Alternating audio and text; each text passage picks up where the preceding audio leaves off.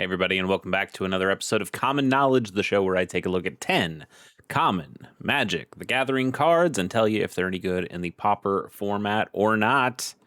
Very excited to get to this episode, which I'm recording after I've done my most interesting Pauper cards of The Hobbit, which has been out for a couple days now, but that's just the nature of how some of these things get shown. So go check that out if you haven't. There are some cool cards in that set, and it ended up being.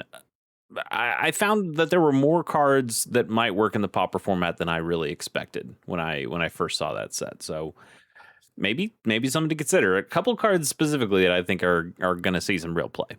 But let's see what might see some real play in this episode. Is there anything that will be good? What did I do? I went to I went to the next page instead of hitting the random button. We'll fix that. We'll just hit random now. Brazen Wolves is 2 and a red for a 2/3 wolf. When this creature attacks, it gets +2/+0 until end of turn. So it's. I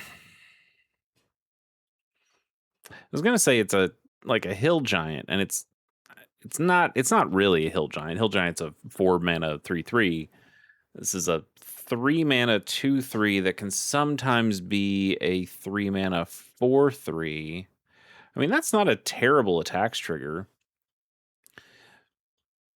It's almost like giving a creature first strike when you're attacking, where it just, hey, it's encouraging you to attack, and I do like that from a teaching tool, like a really, not an underpowered cube exactly, but a pretty low power cube. I think could make something like this work, or some kind of jumpstart pack. I think this would be a good card in some kind of jumpstart pack that maybe cared about Power Matters or cared about Ferocious. That'd be interesting because you can stack the triggers to have this go first. So then it would be Power 4 or greater, and then the Ferocious triggers could stack up after that. That'd be kind of neat. We don't really have any of those things in Pauper right now, and this just being a vanilla 2/3 for 3, even a vanilla 4/3 for 3, I don't think is quite good enough, especially in red, which is a color that wants to go a whole lot faster than this card can. So I can't really give this much of a good score. I think I can go for like a 2.4. Neat card, though. Nexus Wardens is 2 and a green for a 1/4 Satyr Archer with Reach and Constellation. Whenever an enchantment you control enters, you gain 2 life. Constellation is a really good ability. This Constellation is just, when an enchantment enters, something happens. That's just what the Constellation part from Theros means there. This isn't terrible. Gaining 2 life is not the most impactful thing you can do in the format for sure, but if you were able to stack this up and have a very enchantment heavy deck, you could see the value that something like this would create turn over turn.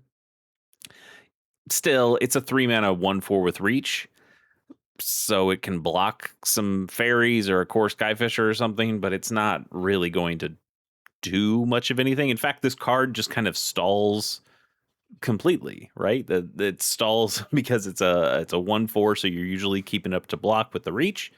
And then also it's stalling in that it's giving you 2 life and maybe keeping you in the game until you can drop some big bomb. Maybe this is something you can play with the Nyxborn Hydra that comes in as a bestowed aura, so it counts as an enchantment that way, and it takes a lot of mana to use, so maybe you can use that to stall the board. Maybe, but your opponents are probably doing a lot better things than just gaining 2 life once, maybe twice a turn. I think you're going to get outplayed or outpaced rather, and so I don't think this is particularly useful.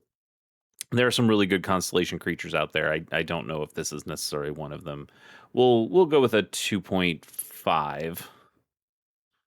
I can go higher than that. I'll go for a 2.7, but I don't think it's a very playable card. Next is Abzan Advantage. Easy for me to say. 1 and a white for an instant. Target player sacrifices an enchantment of their choice. Bolster 1. Bolster 1 means choose a creature with the least toughness among creatures you control and put a +1/+1 counter on it. I don't think this is good.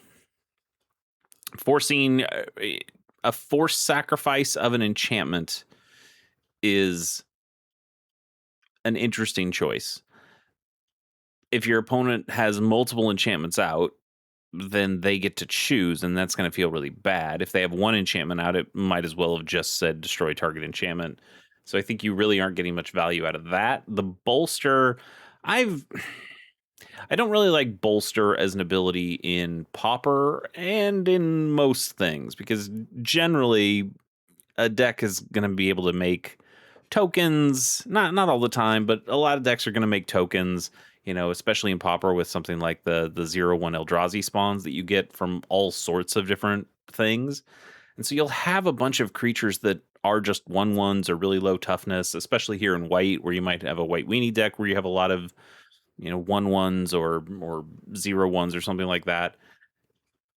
You're This isn't gonna do much, and it's already not doing a lot for the main reason that you play it, which is the enchantment removal. For the reasons I stated before, most of the time you want these kind of disenchant or naturalize effects to be able to hit both artifacts and enchantments, and this one is only hitting enchantments. Forcing them to sacrifice an enchantment is interesting in that it gets around hexproof or it gets around indestructible.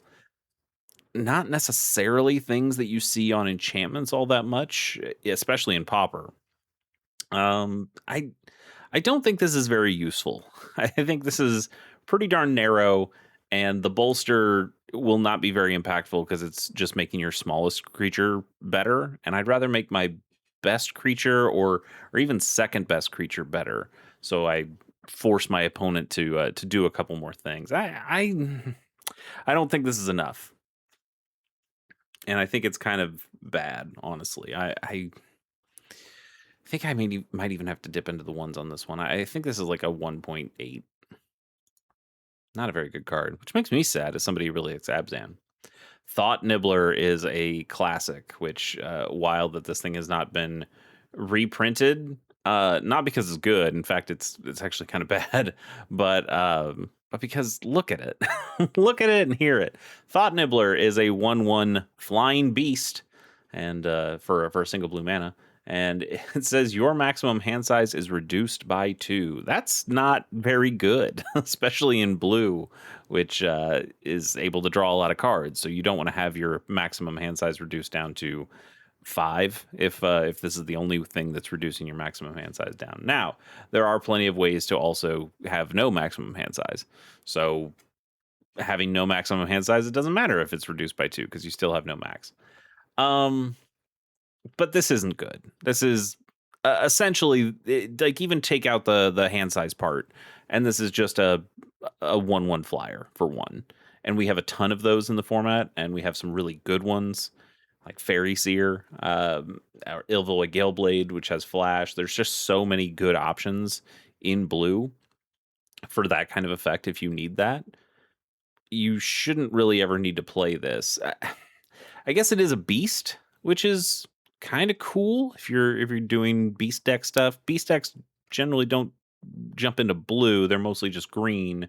And the reason you're playing a beast deck is because you're getting a lot of card draw with the Wirewood Savage and things like that. So I don't think a beast that's reducing your hand size by 2 actually even helps in that situation. And that beast deck is incredibly niche to begin with and not very not very good. So I don't think this card is very good either. I think this also has to dip down into the ones, unfortunately, and we'll go for a 1.5. It still is. I still love the art, and it reminds me of other art of insect-looking things that are attached to people's heads. We have, more than one of those in Magic. Very funny. What is our next card of the day? It's Swarming Goblins, which is 4 and a red for a 4/3 goblin. When this creature enters, you roll a d20. If you roll a 1 to a 9, you create a 1/1 red goblin creature token. If you roll a 10, between 10 and 19, you create 2 of those tokens. And if you get a natural 20, you get to create 3 of those tokens. So this could get you 7/6 worth of stats for 5 mana. That's pretty good in red. That's going to happen 1/20th of the time, so I don't think you should be counting on that. But closer to 50% of the time, you will be able to at least create two. So you'll at least be able to make 6/5 worth of stats for five. And that's still not terrible in red. I think making 5/4 for five in red isn't so good, though. It does put two things on the table, potentially up to four things on the table at once. That's pretty good if you have any kind of impact tremors style effects. Those decks probably don't really want to go up to five mana for most of their cards, though. I think they're very willing to just play Writhing Chrysalis for 4 mana and guarantee having three bodies at the table. I don't think this is a card that we need to care about. It could put a lot of goblins on the board, though. Goblins is usually pretty low to the ground and trying to go really wide. This can go wide, but I think it just comes way too late in the game, costing 5 mana. There's probably some kind of commandery deck that might want this, both because it rolls a die, and there are some decks that really just want die rolls, and then other decks that care about having lots of goblins or just having lots of creatures to begin with. Maybe you could do something with those, but in the Pauper format, I don't think this rates pretty much at all, and the cost is really the biggest part of it. I think this is like a 2.3. No, it's got to be higher than that. It's like 2.5. Wonder in Death is 2 and a black for a sorcery. Return up to 2 target creature cards from your graveyard to your hand. And it has Cycling 2. I don't know if we've done this card before or if we've just done a card that's extremely similar to this, but it's 2 Raised Deads for the price of 3 Raised Deads, and I don't love that.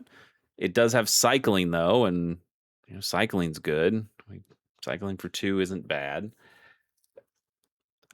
I mean, this is never a dead card in your hand, right? Because of the cycling. And that's pretty useful. But I think we have better ways of getting a couple creatures back from the graveyard to the hand in black. And Blood Fountain would be the one that I go to first because it works in so many different strategies. It's also a permanent that lands on the table, so it's easier to get back than Wonder in Death sometimes. Although, I mean, if you wanted to play some kind of Dimir deck and you had Archaeomancer and you were casting Archaeomancer, or your Archaeomancer dies and you played this card, you get Archaeomancer and you get some other card, maybe some really useful card back. And now this goes to your graveyard. Now you can cast Archaeomancer and grab this back. Maybe you are able to just do some infinite loops with this. If you build the deck in that way, yeah, you could probably make that happen. That'd be interesting. I haven't seen anybody do that, and I think it's mostly because that's really mana intensive and very slow. But it is possible. Even with the cycling, that's also interesting. Being able to discard this into your graveyard, draw another card, maybe blink the Archaeomancer, and then get this card back. And so now you have, a way of either getting you new cards by having the cycling or using it when the time is right. That's kind of cool. Those are all things that the cycling really does help out with. So I want to give this a halfway decent score. But at the end of the day, I really just don't like paying 3 mana for 2 Raised Deads. That does just get back to my biggest qualm with the card, which is it's just expensive. It's expensive for what it is. But the cycling does give it the modality, and we do like that here. I'll go for a 2.9. Maybe even up to a 3. I don't think I want to go up to a 3. I think a 2.9 is just about right for this, but not terrible. Bull Rush is a single red for an instant. Target creature gets +2/+0 until end of turn. This is bad. I can just say this one pretty definitively. This one is bad. We just have cards that do this better. I'm almost positive there's multiple cards that just give you +2/+0 and first strike for a single red instant. Every time I think this is like a sure strike effect, and I think sure strike costs 2. Yeah, sure strike costs 2, but it does give you +3/+0 in first strike. But I mean, let's test here. Target creature gets +3/+0 in first strike until end of turn, and then I want to go back to Bull Rush just so we have that ready to go. We'll put in the text here, and I'm going to change that to 2. And we'll say red. And we'll say, I'd rather say legal in Pauper. There is a difference between just saying common or legal and pauper, but for this purpose, probably not. And then also mana value. I want to say equal to 1. What do we got? Known. Huh. Interesting. There's Is there a +1/+0 in first strike? Yeah. Okay. There's lots of these, and these with gravy as well. So okay. All right. I guess I gotta be a little nicer. We have plenty of ways of getting +1/+0 in first strike, and something else, mostly a scry that I'm seeing. Scry 1, Scry 1. So we've got plenty of those out there. But I guess a +2/+0 for a single mana maybe isn't so bad. If you got a prowess kind of deck, that could be pretty good. It still is just +2 power without anything else. I really want to have trample or first strike or something extra on this that isn't just a little power boost. But it is very cheap. I think we can go to 3 on this. It can help you in combat. If your opponent doesn't block, you're able to put on a little extra power to your guy. If your opponent does block, maybe you can turn that into a trade that might not have been a trade before. There's stuff. Decent little combat trick. Woe's Pathfinder is 1 and a green for a 1/1 human shaman. You can tap to add 1 mana of any color, or you can pay 6 and a green and tap it to have another target creature get +3/+3 and gain trample until end of turn. Well, it does add a mana of any color, and usually we don't mind spending 2 mana for that kind of effect. On a creature, certainly not going to do it for 1. This ain't no Birds of Paradise in Pauper, that's for sure. So you got to make it cost 2 mana for that. I do like that it does have this extra ability on it, even if you probably won't get to activate that ability very often. 7 mana is just a lot of mana. It is cool that it could just be an instant speed +3/+3 and trample.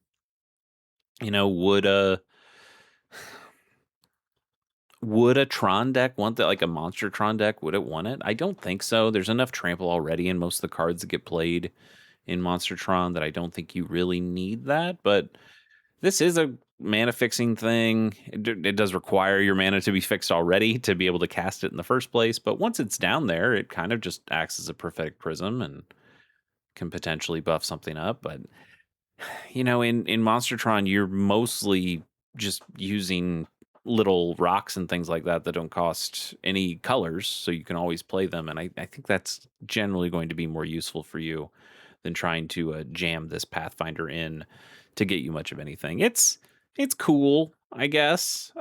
This, if it was an elf, maybe it would see play in the elves deck, but it's not. It's a human shaman, and that's going to make for a tougher road for a card like this to see any real play. I think you can go for I can go for like a 3.1.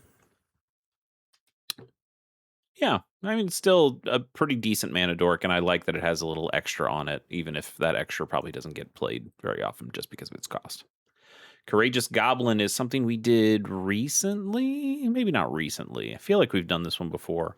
Let's read it anyway, and then we'll figure it out. 1 and a red for a 2/2 Goblin. Whenever this creature attacks, while you control a creature with power 4 or greater, this creature gets +1/+0 and gains menace until end of turn. So we did see those wolves earlier, and this isn't specifically called ferocious, but it is doing the ferocious thing of a creature with power 4 or greater.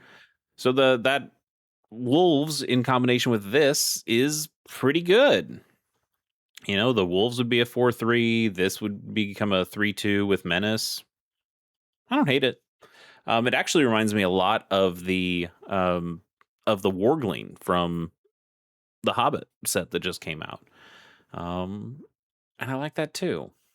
But this doesn't give my whole team trample like the Wargling does. So it really does not live up to some of the other cards that are available to you. Now, this is in red and Wargling's in green, so that's a bit of a difference here. I'm going to score this one anyway. Maybe we haven't done this one now that I think about it, but it's fine, but it's not fine enough.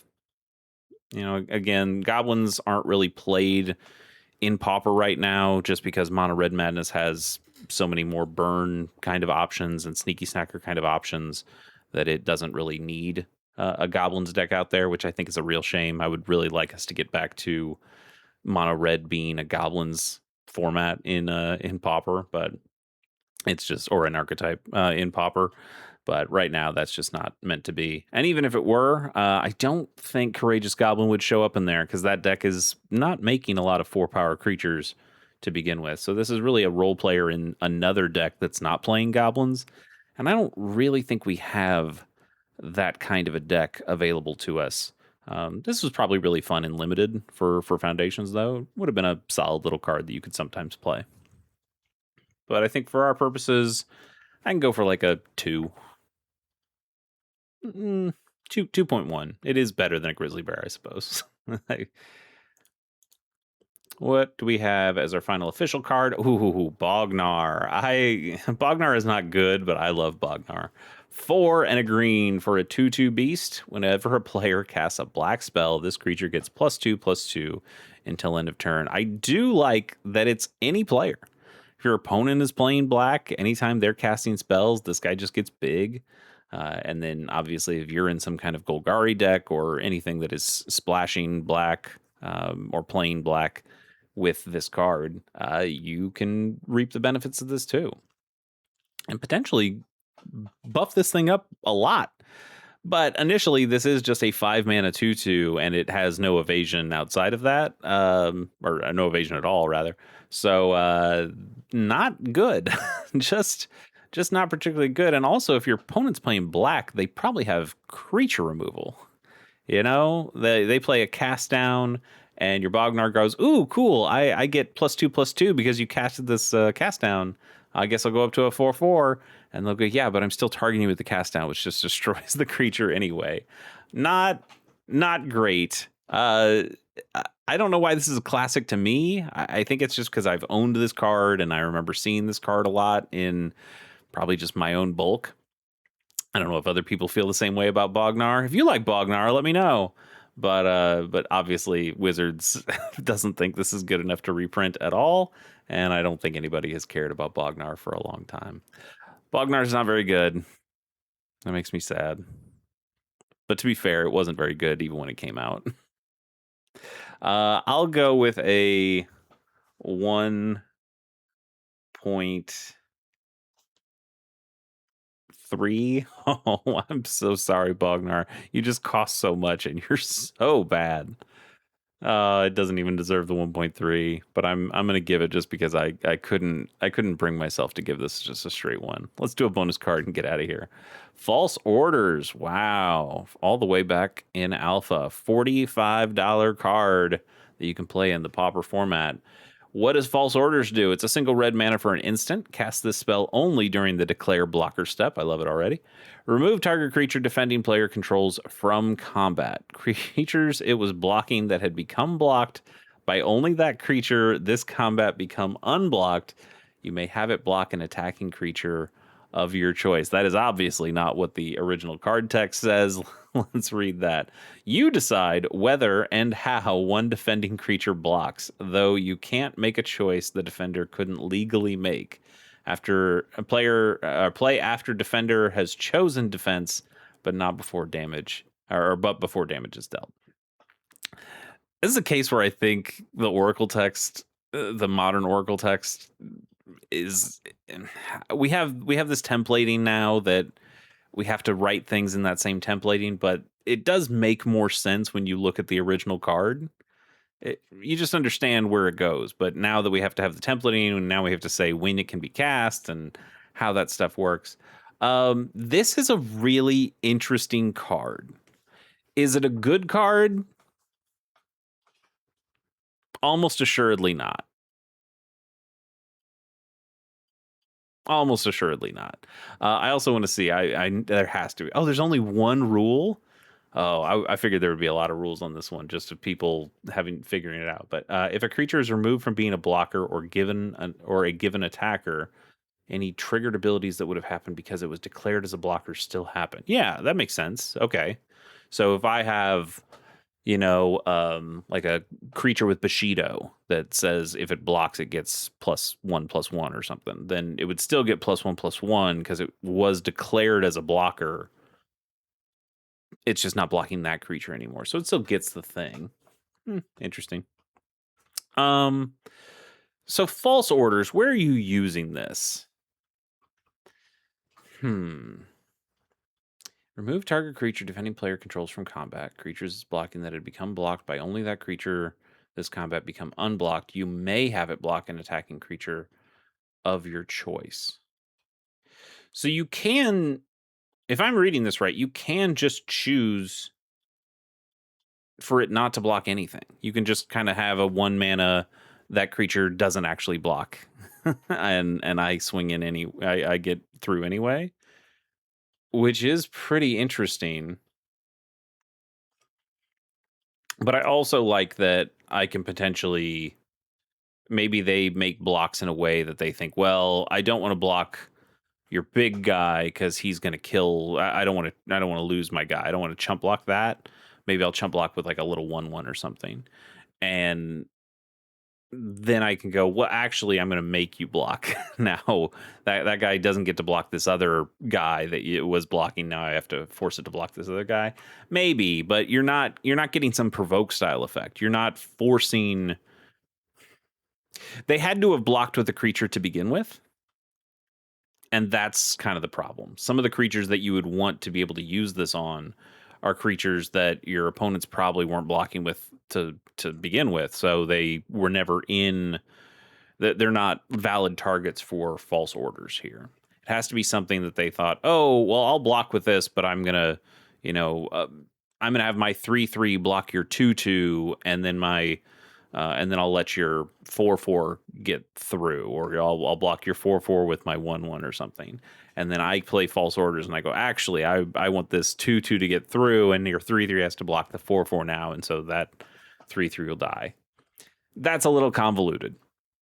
I'll tell you what this should really be used for, and it's banned in the format, so it doesn't work anyway.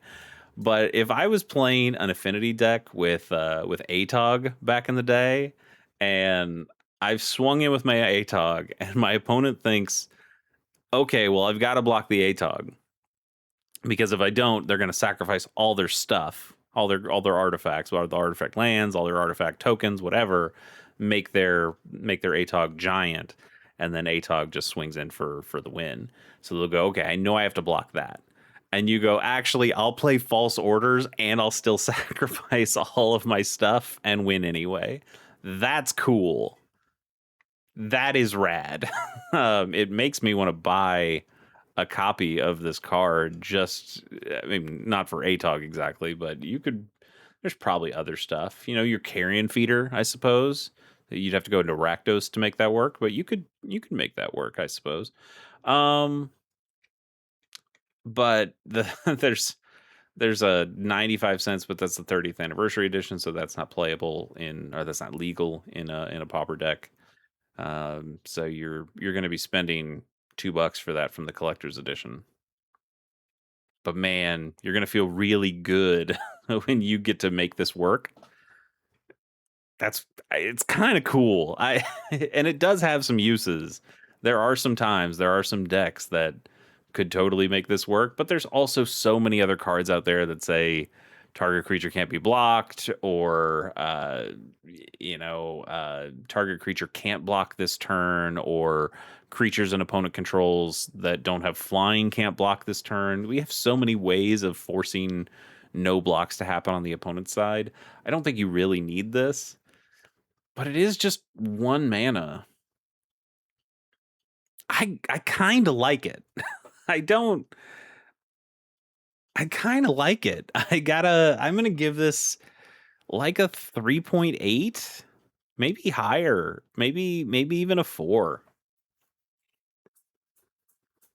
I don't know. I just really like it. I think I am going to give it a 4. False Orders is cool card. Not when I know I've looked at this card before. I've looked at every alpha card before, but I don't remember this one specifically. But that's cool. That is just cool. Yeah, I'm gonna give it a 4. Cool Magic card. Thanks for joining me on this one. We'll see you for more cool Magic cards on the next episode. Till then, bye.